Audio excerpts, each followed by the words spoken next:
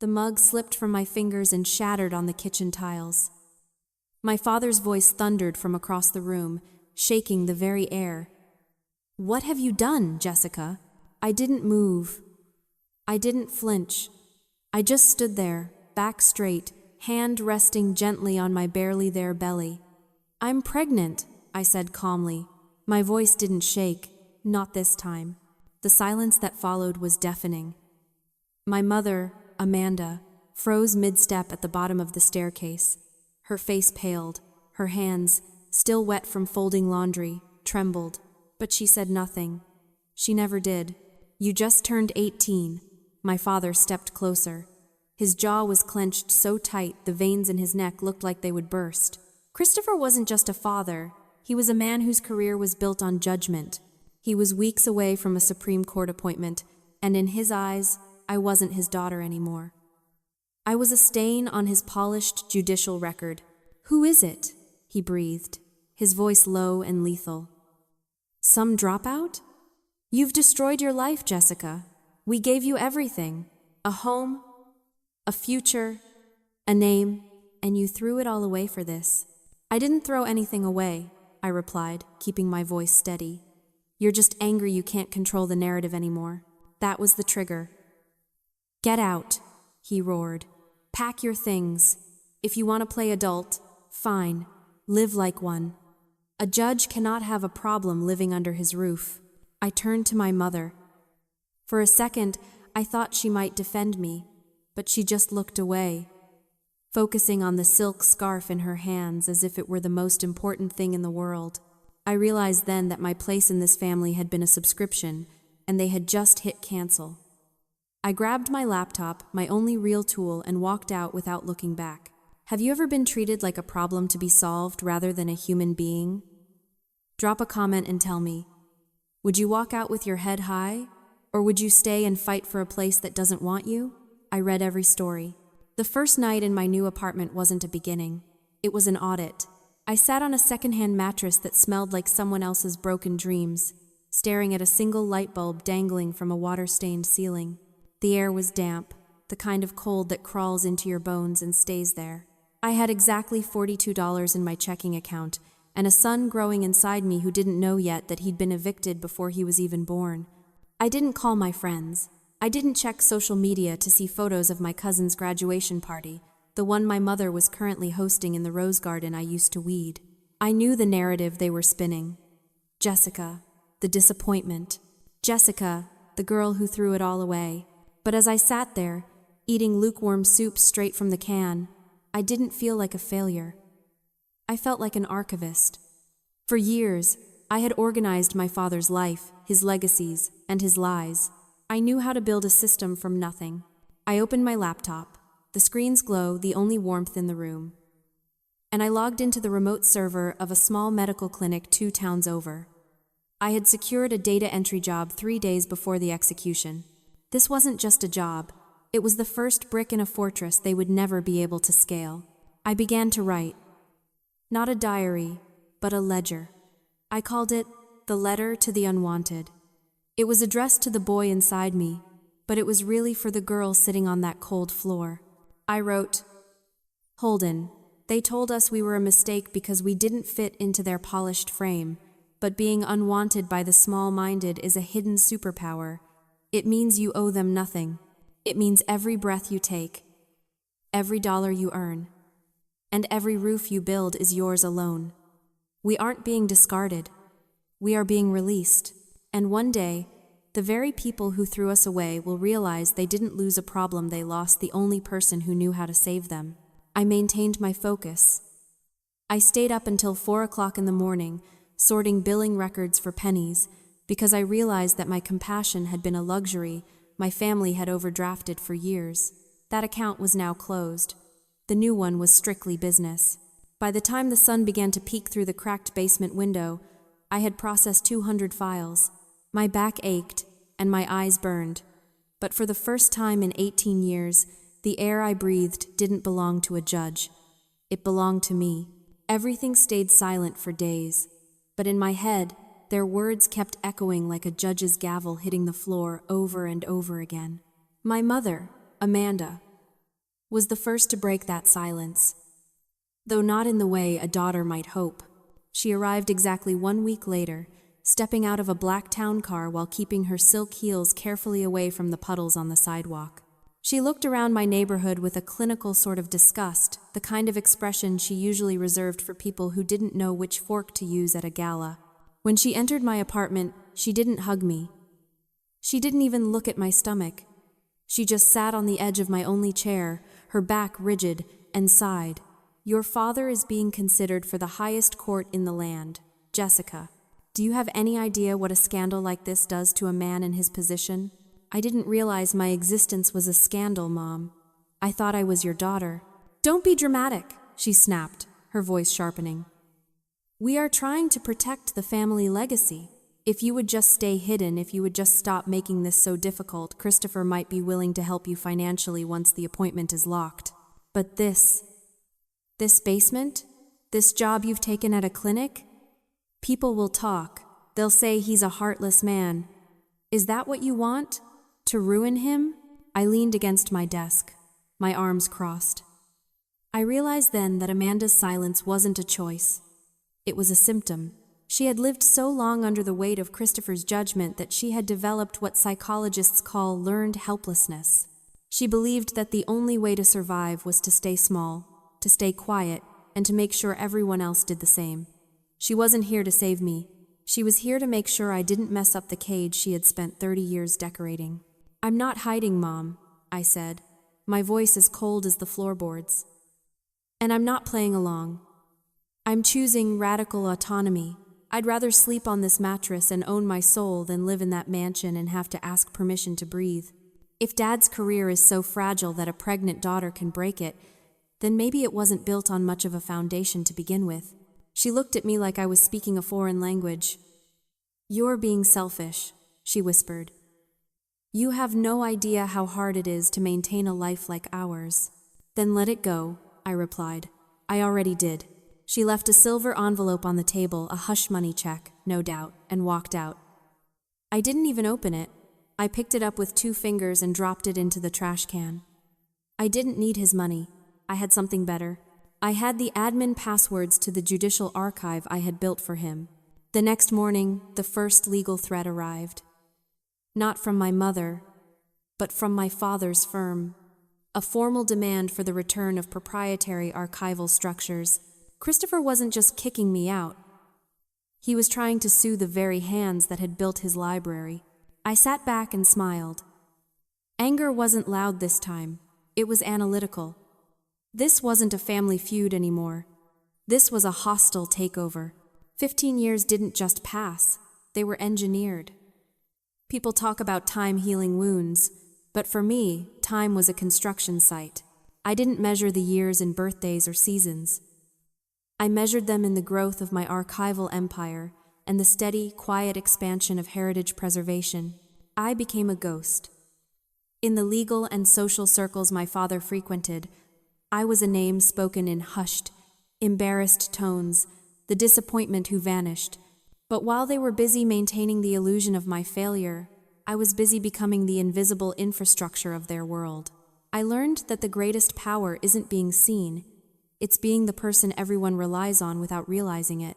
I built a firm that didn't just store files. We preserved legacies. I hired the best minds, people like Ezekiel, a veteran who didn't care about my last name, only my precision. He saw the radical autonomy I'd forged in that damp basement and gave me the keys to the kingdom. My father had tried to erase my professional identity, but he only succeeded in removing the ceiling from my potential. By the time I hit 33, I wasn't just surviving. I was thriving. My salary hit $165,600, and my equity in the firm sat at over $2 million. I lived in the Glass Estate, a custom-built house on a coastal cliff. It was a masterpiece of transparency and light, the exact opposite of the mahogany-paneled shadows I grew up in. The most important part of my world wasn't the money or the glass walls. It was Holden. At 15, he was the living proof that my family's judgment was a lie. He was brilliant, kind, and possessed the same analytical mind that had once been my father's greatest asset. This is what I call the architecture of a ghost. When a family tries to erase you, they think they are deleting your future. What they are actually doing is giving you the freedom to build a life they can't touch. They create a vacuum. And if you have the strength, you fill that vacuum with something so magnificent that your eventual reappearance feels like a haunting. For 15 years, Christopher and Amanda lived in a world where I didn't exist. They didn't know that the very company managing their firm's digital heritage, the company that owned the deed to the historic building where Christopher practiced law, was mine. I wasn't hiding anymore. I was simply waiting for the audit to be complete. And as I looked at the finalized acquisition papers for the Justice Plaza building, I realized the haunting was about to begin. The acquisition of Justice Plaza wasn't just a business expansion. It was a surgical strike. My lawyers, led by a sharp-eyed forensic specialist I'd handpicked years ago, didn't just look at the deed, they looked at the history. "Jessica," my attorney said, sliding a digital tablet across the mahogany conference table in my glass office. "We found an anomaly in the 2010 filings for the Justice Plaza Trust. There's a signature on a liquidation authorization. It's yours." I looked at the screen. The signature was perfect. Too perfect. It was the same fluid, 18-year-old script I'd used back when I still believed my father was a god. But the date was 6 months after I'd been kicked out, 6 months after I'd vanished into that damp basement. "This authorization moved $65,000 from your grandmother's educational trust into an offshore campaign account," he continued. "The account was used to fund the primary advertisements for your father's first major judicial run." I felt a cold thrill run down my spine. This wasn't just a betrayal, it was a crime. Christopher hadn't just discarded me, he had harvested me. He'd used my disappearance as a cover to forge my signature and steal the only safety net I had left. But the discovery didn't stop there. As we dug deeper into the shadow files of the building's previous owners, a name kept appearing in the dissenting legal opinions that had blocked my father's Supreme Court advancement 5 years ago. The man who had written those opinions, the man who had effectively stalled Christopher's lifelong ambition, was the same man I had met during a high-stakes archival project during my first year in the basement. He was a brilliant, uncompromising legal mind, and he was Holden's father. I looked out at the ocean from my glass walls. For 15 years, my father had blamed political enemies for his failure to reach the Supreme Court. He had no idea that the enemy was the very man he'd assumed was a nobody I'd met in the shadows. The lethal discovery was complete. Christopher had stolen my past to build his career, but the man who had fathered my son had unknowingly dismantled his future. I didn't feel anger. I felt a sense of cosmic accounting. I picked up the phone and dialed my assistant. "Invite Justice Christopher and his wife to the Glass estate. Tell them the owner wishes to meet them personally." The consultation wasn't a request, it was an audit. They arrived at the Glass estate exactly 10 minutes early. My father stepped out of the car, adjusting his silk tie, his eyes scanning the cliffside property with a mixture of envy and suspicion. Amanda followed a few steps behind, her hand clutching a designer handbag like a shield. When they entered the foyer, the sheer transparency of the house seemed to unnerve them. There were no mahogany shadows here, no heavy drapes to hide the truth. "Jessica," my father said, his voice regaining that familiar courtroom resonance. "I must say, I'm impressed. Justice Plaza must be doing well for you to afford a place like this." "Justice Plaza is doing fine, Dad," I said, standing by the window. I didn't offer them a seat. "But we aren't here to discuss my real estate portfolio. We're here because your firm's lease is up for renewal, and as the new owner, I have some concerns regarding the integrity of your previous filings." His face stiffened. The mask of the doting father slipped. "I hope you aren't planning to use a business transaction to settle a childhood grievance, Jessica. That would be beneath you, and frankly, illegal." "Illegal?" I leaned against the glass, a soft smile playing on my lips. That's an interesting word coming from a man who spent $65,000 of his daughter's stolen inheritance on campaign ads in 2010. The silence that followed was absolute. My mother's breath hitched. My father's face turned a shade of gray I had never seen before. It was the color of a career crumbling in real time. "I don't know what you're talking about," he stammered. "I have the forensic trail. Christopher. The forgery, the offshore account, the liquidation of my grandmother's trust. I've had it for weeks. I was just waiting for you to walk into my house so I could show you exactly what judgment looks like. Before he could respond, Holden walked in. He was tall, sharp-featured, and carried himself with a quiet, lethal confidence. "Mom?" Holden asked, his eyes moving from me to the two strangers. "Are these the people from the plaza?" My father stared at Holden. He saw the face of the man who had blocked his Supreme Court seat, the man he'd called a nobody 15 years ago. He realized in that moment that I hadn't just survived his rejection. I had built a legacy that had already defeated him. "This is your grandson, Dad," I said, my voice clinical. "The problem you kicked out 15 years ago. It turns out he's the only person in this room with a clean record." I walked over to the desk and picked up a manila folder. I didn't hand it to him. I dropped it on the coffee table. "There's a non-renewal notice inside. You have 30 days to vacate Justice Plaza. As for the forgery, my lawyers will be in touch." The power flip was complete. The judge was now the defendant. "Success," I said, my voice cutting through the stillness like a cold blade, "is a funny thing, Dad. You taught me that it was about the title, the appointment, and the image, but those things are just paper. Real success is the moment you realize that the person you threw away is the only person who can decide whether or not you have a roof over your head tomorrow." My mother finally looked up. Her eyes were red. "Jessica," she whispered, We didn't know it would turn out like this." "That's the point, Mom," I replied. "You didn't know. You didn't care to know. You were too busy folding silk scarves while I was learning how to survive the noise." I turned my back on them and walked to the wall-mounted shredder. I picked up the original archival files from his firm, the heavy, dust-caked folders I'd carried out in my arms 15 years ago. The sound of the shredder filled the room, a rhythmic whirring that sounded like rain hitting a tin roof. One by one, the pages his victories, his forged legacy were reduced to thin, white ribbons of nothingness. "The lease is terminated," I said over the sound of the machine. "The forensic audit is with the district attorney, and Holden and I are going to finish our dinner." I didn't watch them leave. I heard the heavy thud of the front door closing, the final echo of the silent door that had started it all. Holden walked over and stood beside me. "Are they gone?" he asked quietly. "Yes," I said, leaning my head against the cool glass.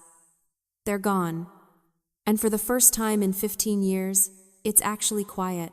I didn't feel the heat of revenge. I felt the cool, steady pulse of peace. I had spent a decade and a half building a life so magnificent that their absence had become the ultimate reward. I was the architect of my own sovereignty. Success isn't about the money. It's about the moment they realize they can no longer reach you. If Jessica's journey reminded you of your own worth, hit share and join our community. You are never as alone as they want you to feel.